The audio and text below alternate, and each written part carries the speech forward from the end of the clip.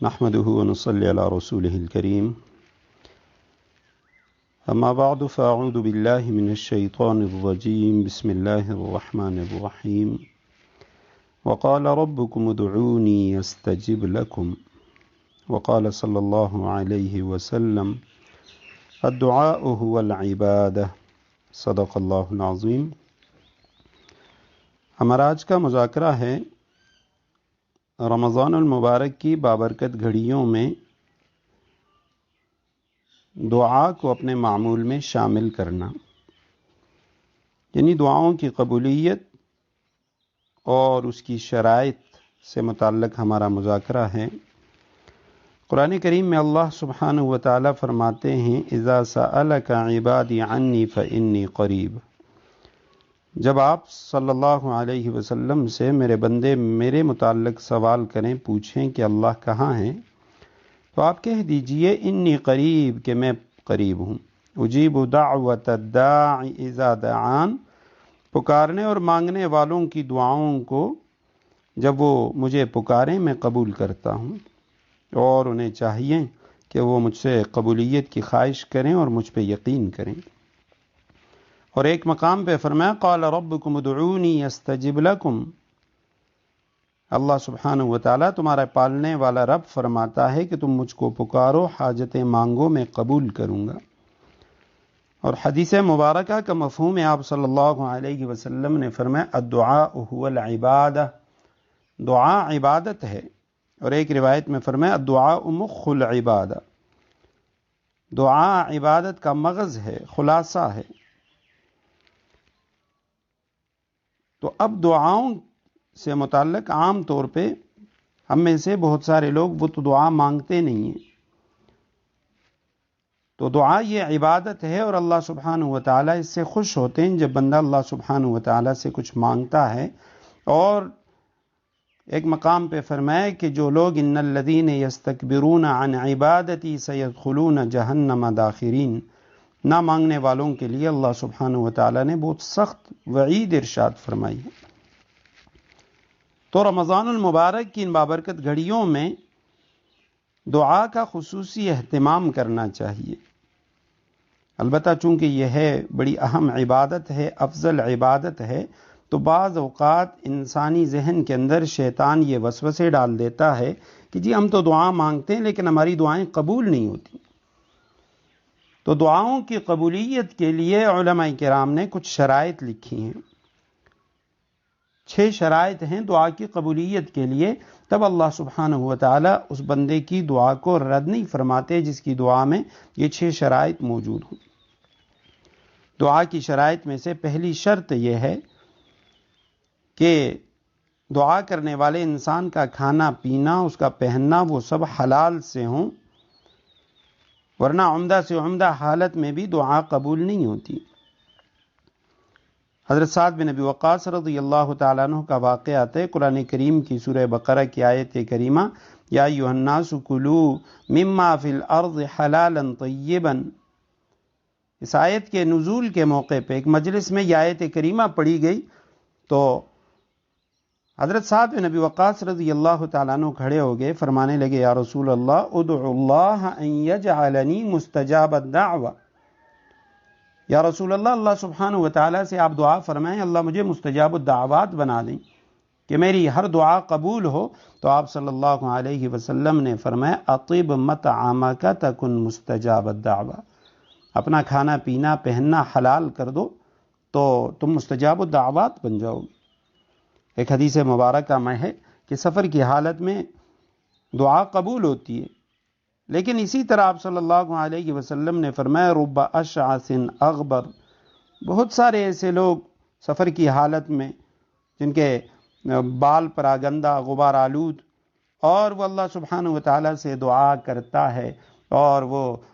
بار بار رب رب کہتا ہے لیکن اس کی دعا قبول نہیں ہوتی۔ آپ صلی اللہ علیہ وسلم نے فرمایا اس کی دعا کیسے قبول ہو کہ اس کا کھانا پینا پہننا وہ حرام کا ہے۔ تو یہ پہلی شرط ہے۔ دوسری شرط یہ ہے خلوص دل سے دعا کی جائے۔ رسول اللہ صلی اللہ علیہ وسلم نے فرمایا لا يقبل اللہ الدعاء بقلب لاہن، اللہ سبحانہ و تعالیٰ غافل اور کھیلنے والے دل کی دعا قبول نہیں کرتا۔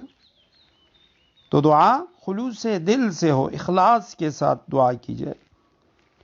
اور دعا کی قبولیت کے لیے تیسری شرط یہ ہے کہ دعا کی قبولیت کے بارے میں جلد بازی، استعجال سے کام نہ لیا جائے۔ رسول اللہ صلی اللہ علیہ وسلم نے فرمایا یستجاب لأحدکم ما لم یستعجل، تم میں سے ہر ایک کے لیے قبولیت دعا حاصل ہوتی ہے، اس کی دعا قبول کی جاتی ہے، لیکن جب تک وہ جلدی نہ کرے، استعجال نہ کرے، اور یہ نہ کہنے لگے کہ میں نے یہ دعا کی مگر قبول نہیں ہوئی۔ چوتھی شرط جو ہے وہ یہ ہے، بلکہ علماء کرام نے تفسیر میں حضرت موسیٰ علیہ السلام کی اس دعا کے موقع پہ کہ جب انہوں نے اور ہارون علیہ السلام نے،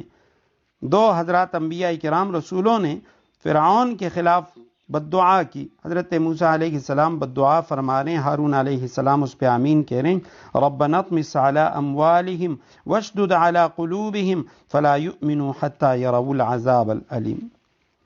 اب ان حضرات نے، حضرات انبیاء کرام نے دعا فرمائی فرعون کے خلاف، اور علماء نے لکھا ہے کہ اللہ سبحانہ وتعالی نے ان کو یہ بھی فرما دیا قد اجیبت دعوتکما، کہ تمہاری دعا وہ قبول ہو چکی ہے۔ اللہ سبحانہ وتعالی نے دعا قبول فرما لی، لیکن اس کے 40 برس بعد فرعون اپنی قوم کے ساتھ غرق ہوا۔ تو دعا کی قبولیت کے بارے میں جلد بازی نہیں کرنی چاہیے۔ اور چوتھی شرط یہ ہے کہ دعا میں یقین اور عزم قوی سے کام لیا جائے، یعنی پختہ یقین سے دل سے دعا مانگی جائے اور دعا پڑھی نہ جائے۔ جس طرح عام ہمارے ہاں اکثر ہم عربی یا اردو کی دعائیں جو ہم نے رٹی ہوتی ہیں ہم ان کو پڑھتے ہیں، تو دعا کو پڑھنا نہیں چاہیے بلکہ دعا مانگنی چاہیے۔ اور پانچویں شرط یہ ہے کہ جو قبولیت کے اوقات ہیں، قبولیت کے مکانات ہیں، امکنہ قبولیت ہیں، قبولیت کے احوال ہیں، ان کا لحاظ کیا جائے۔ یعنی قبولیت کے اوقات جیسے آخری شب ہے، رات کا آخری حصہ، اور رمضان المبارک کا آخری عشرہ، اس کی طاق راتیں، اور قبولیت کے مکانات جیسے مسجد حرام یا دیگر متبرک جو مقامات ہیں ان میں دعا کی جائے۔ قبولیت کے احوال جیسے نماز کے بعد دعا، ذکر کے بعد دعا، استغفار کے بعد دعا۔ تو ایسے اوقات کا، ایسے احوال کا اور ایسی جگہوں کی بھی دعا کے اندر رعایت رکھی جائے۔ چھٹی شرط دعا کے لیے یہ ہے، اس کی قبولیت کے لیے، کہ دعا سے پہلے اللہ سبحانہ وتعالیٰ کی حمد و ثنا کی جائے، رسول اللہ صلی اللہ علیہ وسلم پر درود پڑھا جائے، اور اس کے بعد دعا مانگی جائے، اور پھر آخر میں بھی درود شریف پڑھا جائے اور دعا بار بار کی جائے۔ حضرت صلی اللہ علیہ وسلم کم سے کم 3 مرتبہ عموماً دعا کے الفاظ استعمال فرماتے تھے۔ تو یہ تو دعا کی قبولیت کی 6 شرائط ہیں۔ اور بعض اوقات یوں ہوتا ہے ہماری دعا قبول ہو جاتی ہے لیکن ہمیں پتہ نہیں ہوتا کہ ہماری دعا قبول ہو چکی ہے، کیونکہ علماء نے قبولیت دعا کی بھی مختلف صورتیں لکھی ہیں، کہ دعا کی قبولیت کی بھی صورتیں ہیں۔ اب ان میں سے ایک صورت تو یہ ہوتی ہے کہ جو چیز ہم مانگتے ہیں اللہ سبحانہ وتعالی وہی چیز ہمیں عطا کر دیتی ہیں، جو مانگ لیا وہی اللہ سبحانہ وتعالی نے عطا کر دیا، یہ بھی دعا کی قبولیت کی ایک صورت ہے۔ لیکن 2 صورتیں اس کے علاوہ ہیں۔ ایک صورت تو یہ ہے، جیسے ہم ایک مثال سے اسے سمجھتے ہیں کہ بعض اوقات ہم دیکھتے ہیں ایک چھوٹا بچہ وہ اپنی نادانی کی وجہ سے ماں باپ سے ایسی چیزیں مانگتا ہے جس میں اس کی ہلاکت ہے، جلتے ہوئے چراغ کی طرف لپکتا ہے اور انگارے کو ہاتھ میں لینا چاہتا ہے، بیمار ہے لیکن وہ مٹھائی کا مطالبہ کر رہا ہے۔ تو اب والدین کیا کرتے ہیں کہ وہ بجائے اس کے کہ اس بیمار بچے کو مٹھائی کھلائیں یا اسے چراغ دیں یا انگارہ اسے پکڑائیں، بلکہ والدین کیا کرتے ہیں اس کو پاک صاف کر لیتے ہیں، اس کو اٹھا لیتے ہیں اور اس کو اس کی جگہ پہ محبت عطا کرتے ہیں۔ تو اسی طرح بعض اوقات ہم بھی اللہ سبحانہ وتعالیٰ سے ایسی چیز مانگتے ہیں جس میں ہمارے لیے ہلاکت ہے۔ اب مال ہمارے حق میں بہتر نہیں ہے لیکن ہم مال بار بار اس کی وہ کر رہے ہیں، دعا کر رہے ہیں، تو اللہ سبحانہ وتعالیٰ اس کی جگہ ہمیں کوئی اور چیز عطا کر دیتے ہیں، ہماری دعا قبول ہو جاتی ہے۔ یا بعض اوقات یوں ہوتا ہے کہ اللہ سبحانہ وتعالیٰ جو چیز ہم مانگ رہے ہیں وہی چیز نہیں دیتے بلکہ اس سے بہتر چیز دے دیتے ہیں، لیکن ہمیں احساس نہیں ہوتا کہ ہمیں اس سے بہتر چیز دے دی گئی۔ کوئی بچہ سڑک پہ جاتے ہوئے اب راستے کے کنارے سویاں پڑی ہوئی ہیں یا ریوڑیاں ہیں یا کوئی اور چیز مٹھائی اس کی دکان ہے، گلاب جامن وغیرہ سڑک پہ کسی نے ٹھیلا لگایا ہوا ہے، بچہ دیکھتا ہے وہ مانگتا ہے، وہ بار بار اصرار کرتا ہے کہ مجھے یہاں سے یہ چیز لینی ہے۔ اب باپ کیا کرتا ہے، اس کو آگے لے جا کے کسی اچھی بیکری سے پاک صاف کوئی چیز لے کے اس کو دے دیتا ہے، بچہ پھر بھی روتا ہے کہ میں نے تو فلان چیز مانگی تھی۔ تو اسی طرح بعض اوقات ہم ایک چیز مانگتے ہیں، اللہ سبحانہ و تعالیٰ ہمیں اس سے بہتر چیز عطا فرما دیتے ہیں، لیکن ہمیں پتہ نہیں ہوتا، ہم کہتے ہیں ہماری دعا قبول نہیں ہوئی۔ اور اس کے بعد ایک اور صورت جو علماء نے لکھی ہے وہ یہ ہے کہ بعض اوقات ہم دعا مانگتے ہیں، اللہ سبحانہ و تعالیٰ نہ وہی چیز عطا فرماتے ہیں، نہ اس چیز کے بدلے کوئی اور چیز دیتے ہیں، نہ اس سے بہتر چیز دیتے ہیں، بلکہ اللہ سبحانہ و تعالیٰ کچھ بھی نہیں دیتے۔ اس کی وجہ کیا ہوتی ہے؟ اس کی وجہ یہ ہوتی ہے کہ اللہ سبحانہ و تعالیٰ اس دعا کو آخرت کے لیے رکھ دیتے ہیں۔ بعض حضرات نے ایک بہت پیاری مثال دی ہے کہ بعض لوگوں کی عادت ہوتی ہے وہ گھر کے چھت پہ یا گھر کے صحن میں دانہ پھینک دیتے ہیں پرندوں کے لیے، تو اب مختلف پرندے آتے ہیں اس دانے کو چگنے کے لیے، اور جب اس کا روزانہ کا معمول ہوتا ہے تو دانہ پھینکنے سے پہلے بعض اوقات بہت سارے پرندے جمع ہو جاتے ہیں، ان میں کوے بھی ہوتے ہیں، دیگر قسم کے پرندے ہوتے ہیں۔ اب اگر ان میں بعض اوقات یوں ہوتا ہے کہ اگر کوا آ جائے تو اب کوے کی آواز ہمیں اچھی نہیں لگتی، تو جب وہ کوے آوازیں نکالتے ہیں تو وہ فوراً اٹھ جاتے اور جلدی وہاں پہ دانہ پھینک دیتے ہیں کہ یہ دانہ چک کے چلا جائے یہاں سے۔ لیکن اگر وہیں پہ کوئی ایسا پرندہ ہو جس کی آواز اسے بہت اچھی لگتی ہو،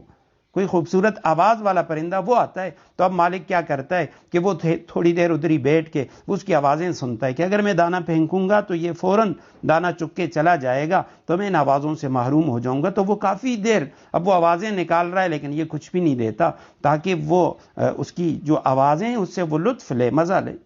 فرمایا اللہ کے بعض نیک بندے ایسے ہوتے ہیں، اللہ سبحانہ و تعالیٰ کو اس کی دعا، اس کی پکار بہت پسند ہوتی ہے، اور اللہ سبحانہ و تعالیٰ یہ چاہتے ہیں کہ یہ میرا بندہ اسی طرح مجھے پکارتا رہے۔ فرمایا بعض اوقات بعد میں اس کی جو خواہش ہوتی ہے وہ پوری ہو جاتی ہے، اللہ سبحانہ و تعالیٰ دعا قبول فرما دیتے ہیں، اور بعض اوقات اس کی دعاؤں کو آخرت کے لیے رکھ دیا جاتا ہے۔ اور رسول اللہ صلی اللہ علیہ وسلم نے فرمایا آخرت میں جب لوگ اپنی دعاؤں کا ثمرہ اور نتیجہ